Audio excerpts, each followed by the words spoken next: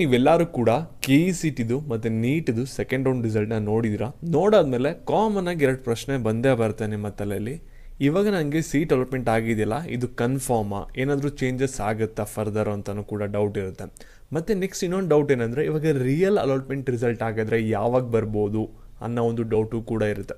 ಈ ಎರಡರ ಬಗ್ಗೆನೂ ಕೂಡ ಇನ್ ಡೀಟೇಲ್ ಆಗಿ ಈ ಒಂದು ವಿಡಿಯೋದಲ್ಲಿ ಡಿಸ್ಕಸ್ ಮಾಡೋಣ. ನೆಕ್ಸ್ಟ್ ರಿಸಲ್ಟ್ ಬಂದಾದ್ಮೇಲೆ ಏನು ಪ್ರೊಸೆಸ್ ಇರುತ್ತೆ ಅದನ್ನು ಶಾರ್ಟಾಗಿ ಡಿಸ್ಕಸ್ ಮಾಡೋಣ. ವಿಡಿಯೋನ ಕಂಪ್ಲೀಟಾಗಿ ನೋಡಿ ಎಲ್ಲ ವಿಷಯನೂ ಕೂಡ ತಿಳ್ಕೊತೀರಾ. ಅದಕ್ಕಿಂತ ಮುಂಚೆ ಚಾನಲ್ ಸಬ್ಸ್ಕ್ರೈಬ್ ಮಾಡ್ಕೊಂಡಿಲ್ಲ ಅಂದರೆ ಕೆಳಗಡೆ ಸಬ್ಸ್ಕ್ರೈಬ್ ಬಟನ್ ಅಂತ ಕಾಣ್ತಾ ಇರುತ್ತೆ, ಅದನ್ನು ಕ್ಲಿಕ್ ಮಾಡಿ ಸಬ್ಸ್ಕ್ರೈಬ್ ಮಾಡ್ಕೊಳ್ಳಿ.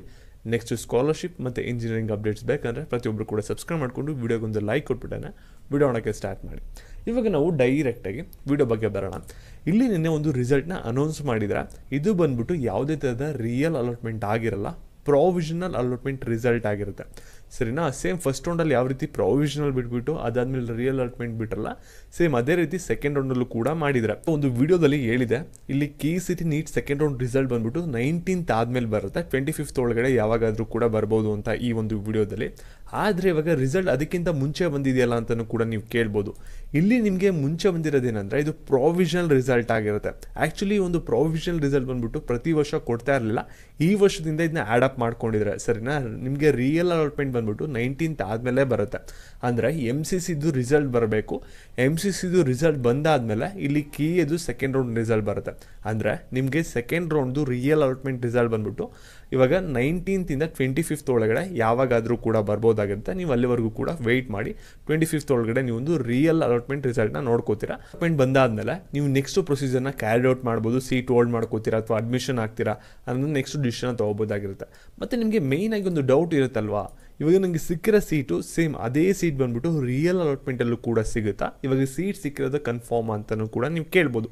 ಇವಾಗ ನೋಡಿ, ನಿಮಗೆ ಸೀಟ್ ಅಲಾಟ್ಮೆಂಟ್ ಆಗಿದೆಯಲ್ಲ, ಇದು ಆಲ್ಮೋಸ್ಟ್ ಕನ್ಫರ್ಮ್ ಅಂತಲೇ ಅರ್ಥ. ಇವಾಗ ಯಾಕೆ ಅಂದರೆ, ಈ ಒಂದು ಆಪ್ಷನ್ ಟ್ರೀ ರಿಸಲ್ಟ್ ಬಂದಾದಮೇಲೆ ನೆಕ್ಸ್ಟ್ ಯಾರು ಕೂಡ ಇವಾಗ ಆಪ್ಷನ್ ಟ್ರೀ ಮಾಡೋಕ್ಕೆ ಏನು ಕೂಡ ಪರ್ಮಿಷನ್ ಕೊಟ್ಟಿರಲ್ಲ. ಆದರೆ ಇಲ್ಲಿ ಸ್ವಲ್ಪ ಚೇಂಜಸ್ ಆಗೋ ಚಾನ್ಸಸ್ಸು ಕೂಡ ಇರುತ್ತೆ. ಅಂದರೆ ಇವಾಗ ನಿಮಗೆ ಏನು ಸೀಟ್ ಸಿಕ್ಕಿರುತ್ತಲ್ಲ, ಅದ್ರ ಮೇಲ್ಗಡೆ ಅಪ್ಗ್ರೇಡ್ ಆಗ್ಬೋದು ನೆಕ್ಸ್ಟ್ ರೌಂಡ್ಗಳಲ್ಲಿ. ಯಾಕೆ ಅಂದರೆ, ಇವಾಗ ಕೆಲವ್ರು ಏನು ಮಾಡ್ತಾರೆ ಅಂದರೆ, ಇವಾಗ ಸೀಟ್ ಏನು ಸಿಕ್ಕಿರುತ್ತಲ್ಲ MCCಲಿ, ಅದನ್ನ ಇಟ್ಕೊಂಡು ಇವಾಗ ಸ್ಟೇಟಲ್ಲಿ ಏನು ಸೀಟ್ ಅಲಾಟ್ಮೆಂಟ್ ಆಗಿರುತ್ತೆ ಪ್ರೊವಿಷನಲ್ ಲಿಸ್ಟಲ್ಲಿ ಮೆಡಿಕಲ್ಲು, ಅದೆಲ್ಲನೂ ಕೂಡ ಬಂದ್ಬಿಟ್ಟು ಇಲ್ಲಿ ಕ್ಯಾನ್ಸಲ್ ಮಾಡ್ಕೊಳ್ಳೋ ಚಾನ್ಸಸ್ ಇರುತ್ತೆ. ಅವ್ರು ಕ್ಯಾನ್ಸಲ್ ಮಾಡ್ಕೊಂಡಿದ ತಕ್ಷಣ ಒಂದು ಸೀಟ್ಸ್ ಎಲ್ಲ ತಿರ್ಗಿ ಆಪ್ಷನ್ ಟ್ರಿಗೆ ಬರುತ್ತೆ.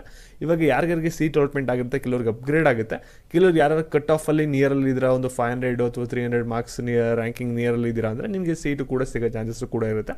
ಆ ರೀತಿ ಆಗುತ್ತೆ. ಒಟ್ಟಿನಲ್ಲಿ ಕೆಲವ್ರಿಗೆ ಮಾತ್ರ ರಿಸಲ್ಟಲ್ಲಿ ಚೇಂಜಸ್ ಆಗುತ್ತೆ, ಕೆಲವ್ರಿಗೆ ಆಗೋದಿಲ್ಲ. ಆ ರೀತಿ ಆಗುತ್ತೆ. Over all conclusion of the video ಏನಂದರೆ, ರಿಯಲ್ ಅಲಾಟ್ಮೆಂಟ್ ರಿಸಲ್ಟ್ ಬಂದ್ಬಿಟ್ಟು 25ನೇ ತಾರೀಕು ಒಳಗಡೆ ಬರುತ್ತೆ. ನೆಕ್ಸ್ಟು ರಿಸಲ್ಟಲ್ಲಿ ಚೇಂಜಸ್ ಆದರೂ ಕೂಡ ಆಗ್ಬೋದು, ಆಗದೇನೂ ಕೂಡ ಇರ್ಬೋದು. ಮತ್ತು ಸೀಟ್ ಸಿಕ್ಕಿರೋದು ನಿಮಗೆ ಇದು ಆಲ್ಮೋಸ್ಟ್ ಕನ್ಫರ್ಮು, ಕೆಲವ್ರಿಗೆ ಮಾತ್ರ ಚೇಂಜಸ್ ಆಗುತ್ತೆ. ಮತ್ತು ಇದೇ ರೀತಿ ಅಪ್ಡೇಟ್ಸ್ ಬೇಕಂದರೆ ಚಾನಲ್ನ ಸಬ್ಸ್ಕ್ರೈಬ್ ಮಾಡ್ಕೊಳ್ಳಿ. ಹಾಗೆ ವಿಡಿಯೋಗೊಂದು ಲೈಕ್ ಕೊಟ್ಬಿಟ್ಟು ಎಲ್ಲರಿಗೂ ಕೂಡ ಶೇರ್ ಮಾಡಿ. ಕಂಟಿನ್ಯೂಸ್ ಆಗಿ ಅಪ್ಡೇಟ್ಸ್ ಬೇಕಂದರೆ. Thank you.